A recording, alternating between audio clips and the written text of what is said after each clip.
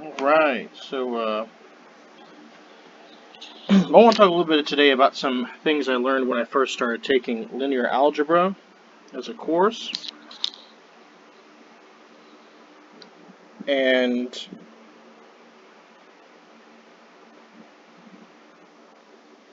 basically, here's how it is. When I was a teenager, I used to think that matrices were weird. See, matrices are like, you got some numbers like 3, 2, 1, let's add another one, 5, 1, 8, 6, 3, and 22, 1, negative 1, 4. I just made up a bunch of random numbers. I used to, when I was a teenager, I was like, okay, I don't understand.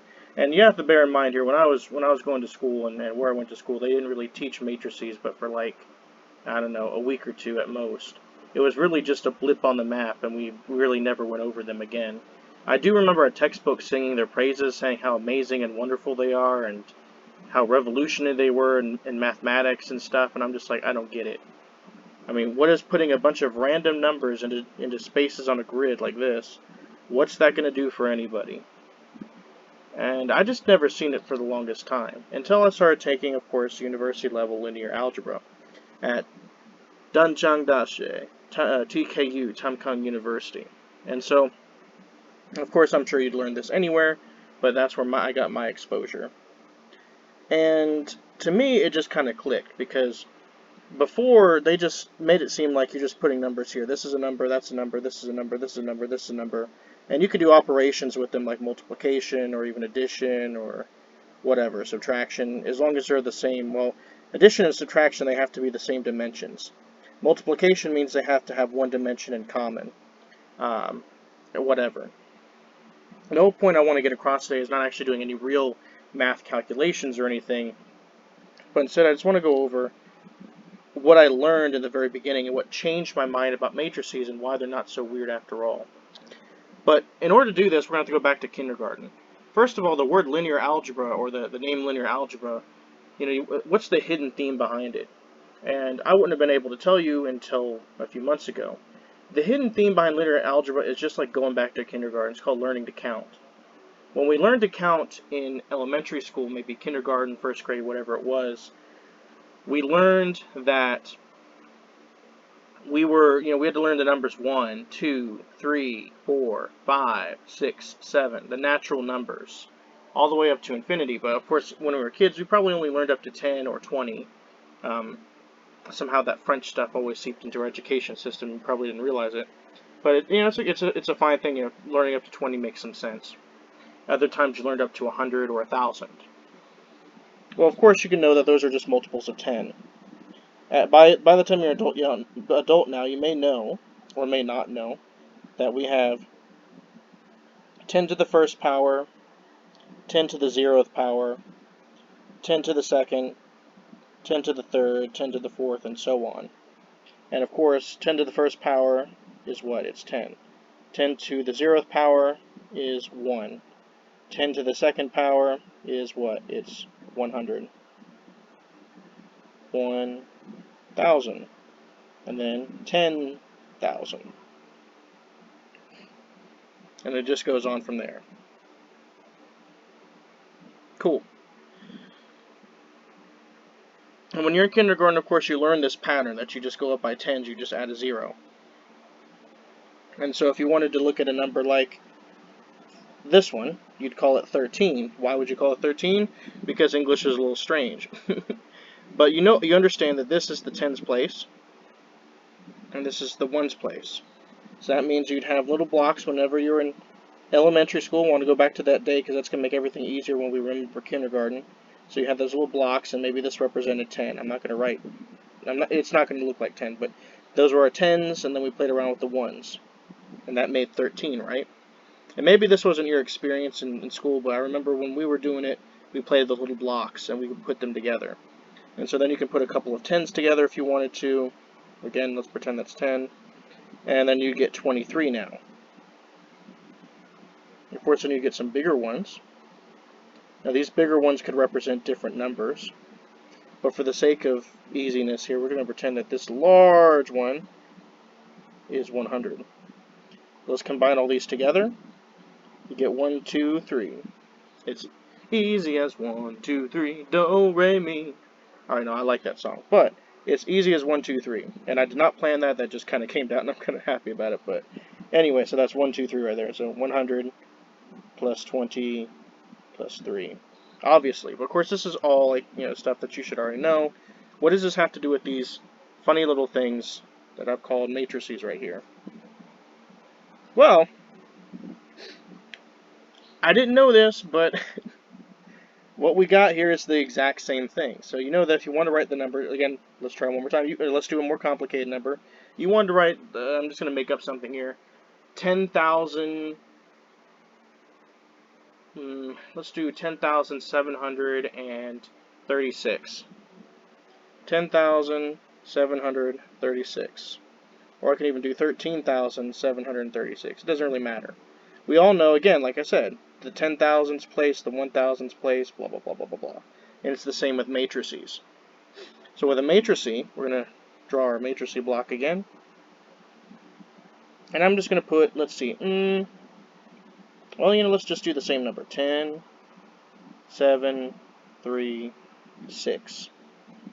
And then let's put it next to another one. Let's call it, well, let's just follow this pattern. No need not to. 1, 7, 3, 6. Alright, cool.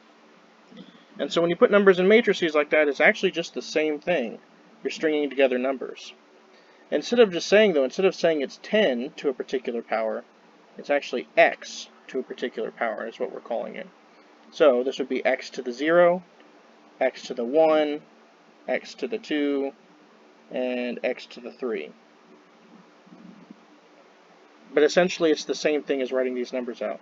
It's just like writing normal numbers out the normal way, except we're putting them in rows inside a matrix. So we're putting them in rows here, inside this matrix, and we're saying, okay, this is our number. Except the base will change, though.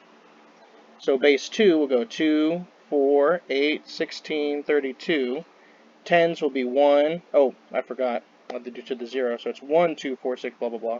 So 1, 10, 100, 1,000, 10,000, right? So the base is not always the same thing, but the patterns in these matrices will stay the same regardless of the base.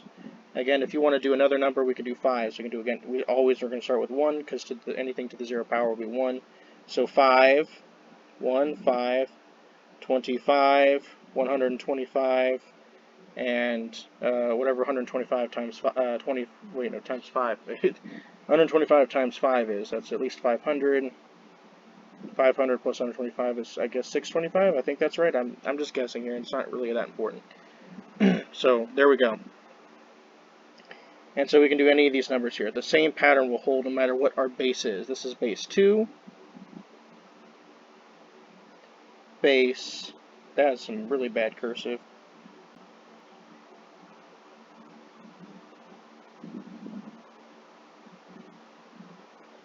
Base 10.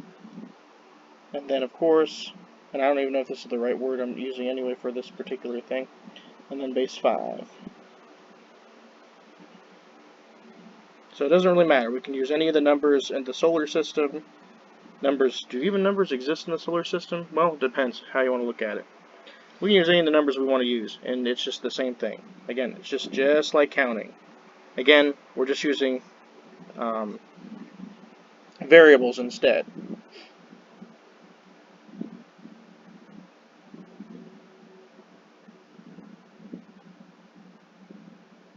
Alright, so we're just using some variables here. X to the 0 to the first. Wait. Oh, I really messed that up when I wrote it earlier. X to the 0 to the first to the second to the third to the fourth. There we go. And that's all you're really doing. Again, just writing numbers in there. Eventually you'll find the Goldilocks that we want is a matrix that has the same number of rows and columns. So you have 1, 2, 3, 4, 5, 6, 7, 8, 9. We can start texting with that. Oh, sorry. That's not how we do it. Back in my day, even I'm too old now. Back in my day, that's how we did some texting. You know, that's how we used T9. This is just in case for anyone who's curious. We usually use T9 to text. I was just fine with ABC, the traditional way. But most people I remember use T9. I'm gonna switch colors just for funsies here. Black's a little too boring, right? I want to switch to my favorite color, indigo. Is this indigo? No. There we go. That's more indigo, I suppose.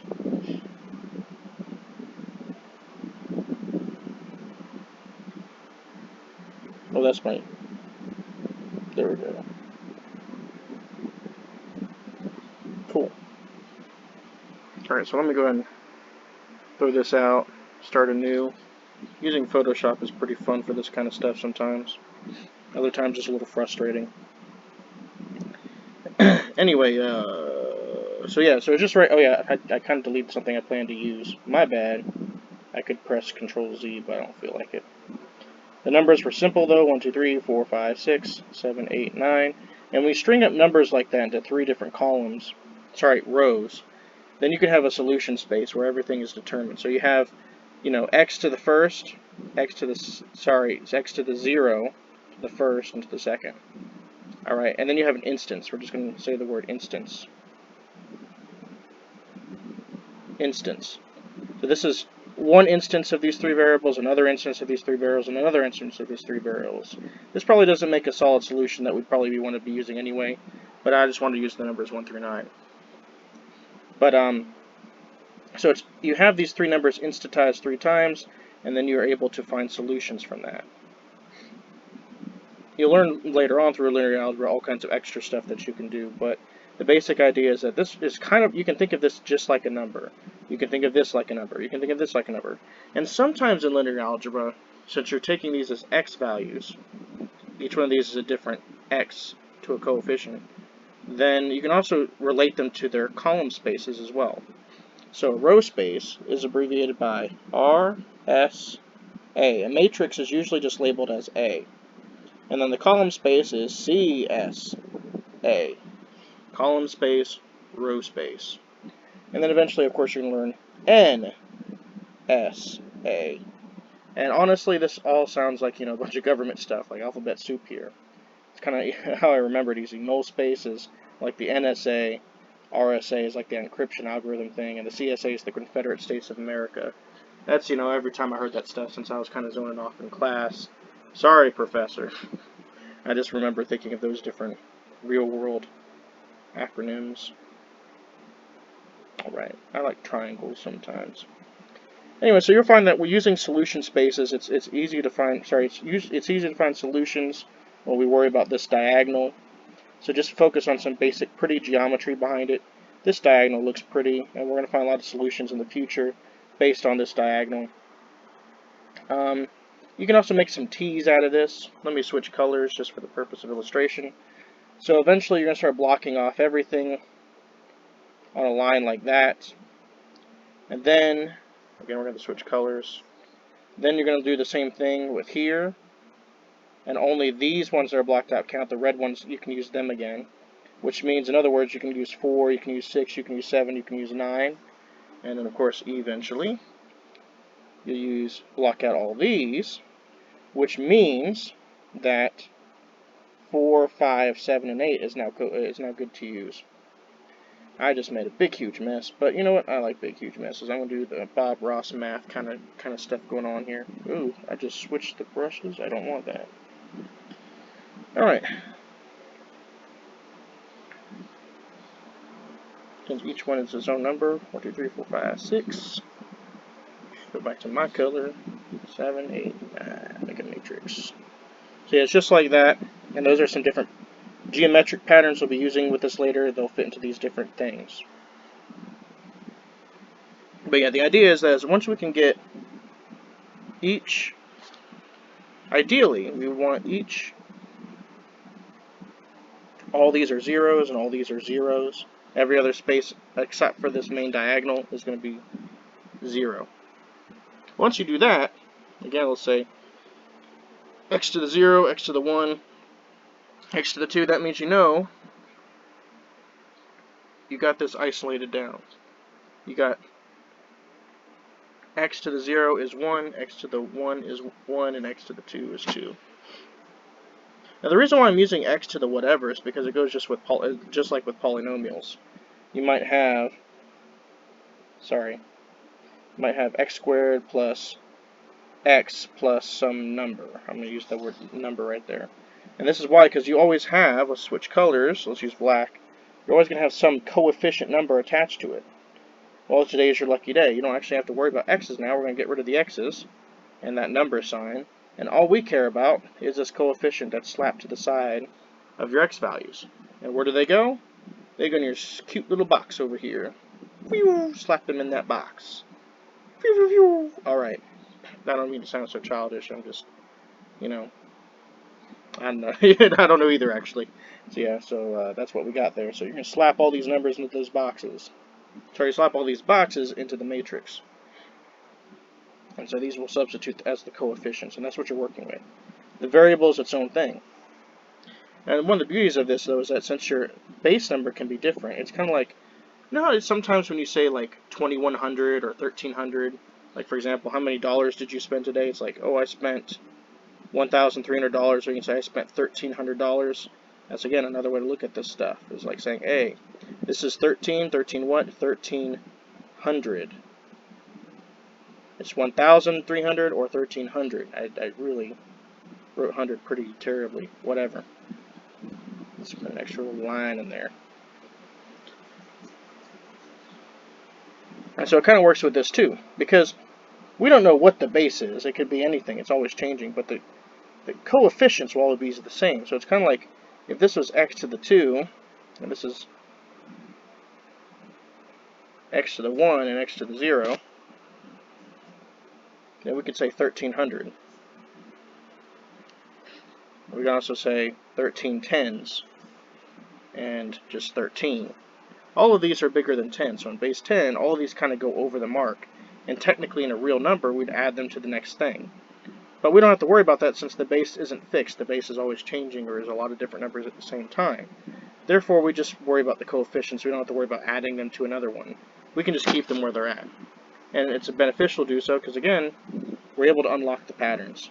So there's a lot of different extra stuff going on there. Just to, again, make it simple down is that, again, you can treat all the rows in a matrix like any normal number that you've played with the last 10, 20, 30 years. That's really all you're doing here. They're just like a normal number. And each one, again, just like writing out a normal number, goes out to the next base digit. So if you're working with base 10, it's like going with 1, 10, 100, 1,000, 10,000, blah, blah, blah. It's just the base isn't fixed. And so when we're doing this stuff, if we want to start getting to solutions of what the solution to the system might be, because we're going to start arranging these rows, we're going to arrange these rows together, and they make a system. And we're going to say, okay, what's the solution to the system? What is each variable, x to the 0, x to the 1, x to the 2, what are they actually, what is their actual value when we start lining them up with other numbers? When we have 1, 2, 3, 4, 5, 6, 7, 8, 9, then what is x to the 0? Then what is x to the first? Then what is x to the second? What is in that situation? I'm not going to, again, we're not doing any real math right now, just to grab some concepts together.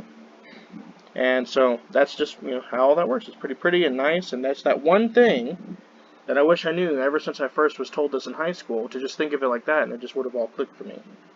Now, with all this being said, sooner or later the geometry will be important. There's a lot of pretty geometry to this. We can look at the matrices from up to down in each column, and sometimes that's important. We call this the column space. We have to look left to right. This is the row space. And the null space is something we'll have to get into later. This is where we also call this the solution space.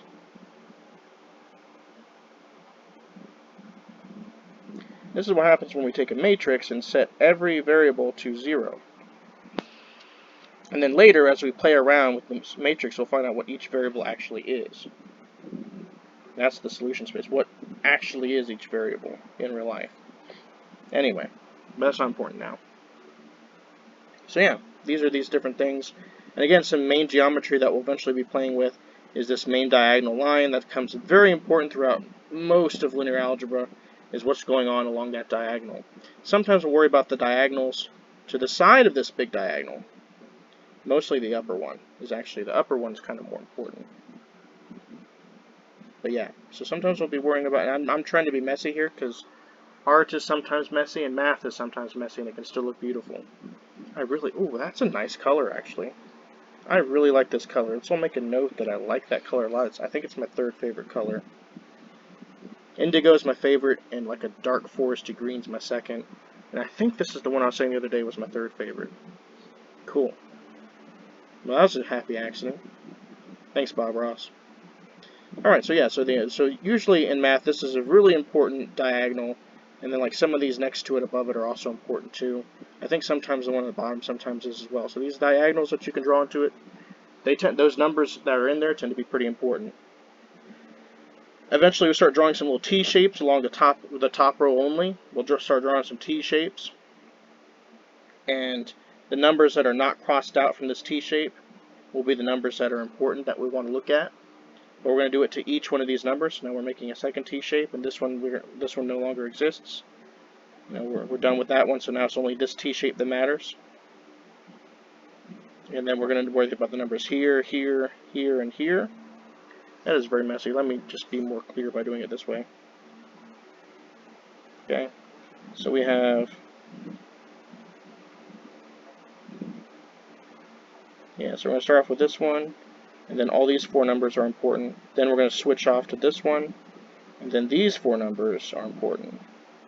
And then we forget about that, and then do our third instance, and then these four are important. So that's going to be important later on. Right now we're just looking at the pretty geometry behind it, knowing that all these different weird little things we can do to it at some point might actually end up meaning something, or at least not all of them, but at least a lot of these, the ones I'm showing you especially, of course. A lot of different weird things that you can do to these squares, these matrices. They may look kind of pretty if you want to just draw them all pretty and just play around, but they actually do have different meanings to them that end up happening later on when you start learning more about them. And that's kind of cool, so you can start playing with that stuff now if you wanted to. But yeah, again, you can look at them from rows, look at them from columns, look at them from diagonals, and just they each describe a different story of what's going on here and what you can use it for in terms of describing the world around us. But that's outside the scope of this video. Whew, I like playing on my computer like this. Cool, so I just want to post up at least one educational video for adults and advanced mathematics with some things that I learned in the last several months that I really enjoy. So this is Jordan Reed with a more mathy kind of video, signing out.